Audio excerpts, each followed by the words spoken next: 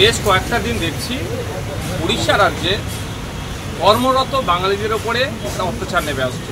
যারা বাংলা ভাষায় কথা বলছে তাদেরকে বাংলাদেশি বলে দিয়ে দেওয়ার চেষ্টা হচ্ছে, মারধর করা হচ্ছে, আধার কার্ড দেখানোর পরেও কান্দরে উঠবো, মারধর গৃহবন্দী করে রাখার চেষ্টা হচ্ছে ওখানকার যারা আমাদের রাজ্য থেকে শ্রমিকরা গিয়ে বিভিন্ন পেশার সাথে যুক্ত তাদের সাথে। এর ফলে বাংলাতেও একটা বিশৃঙ্খলা হতে পারে।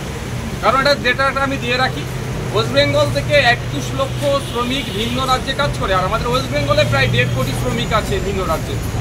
উড়িষ্যার শ্রমিক আমাদের রাজ্যে কাজ করছে। আমাদের যেমন লোকজন উড়িষ্যায় নিয়ে কাজ করে ডিউটি হচ্ছে, উড়িষ্যার মানুষ আমাদের বাংলাতে কাজ করছে।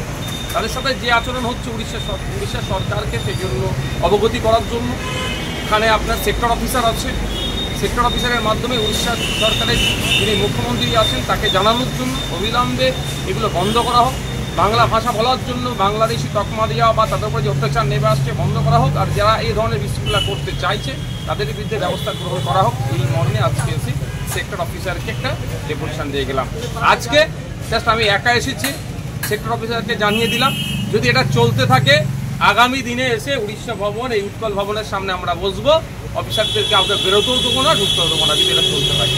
আর একটা কথা, ওটা কোনোভাবেই আমি চাই না, আমি করবও না বা করার পক্ষেও না, কিন্তু এটাও মনে করিয়ে দিয়ে এসেছি সেক্টর অফিসারকে যেখানেও কিন্তু উড়িষ্যার প্রচুর মানুষজন বিভিন্ন রুজি রুটির সাথে যুক্ত আছে, তারাও কোনো রকমভাবে ডিস্টার্ব হোক আমরাও যেমন চাইবো না, ঠিক একইভাবে উড়িষ্যা সরকারকেও দায়িত্ব নিতে হবে এদের এখানকার নিরাপত্তা যাতে সুনিশ্চিত থাকে। যেমন বাংলা সরকার দেবে এদের নিরাপত্তা, বাংলার পুলিশ দেবে, ঠিক একইভাবে উড়িষ্যাতে যে সমস্ত বাঙালিরা কাজ করছে তাদের নিরাপত্তা সুনিশ্চিত করার দায়িত্ব উড়িষ্যা সরকারকে নিতে হবে, উড়িষ্যার পুলিশকে নিতে হবে।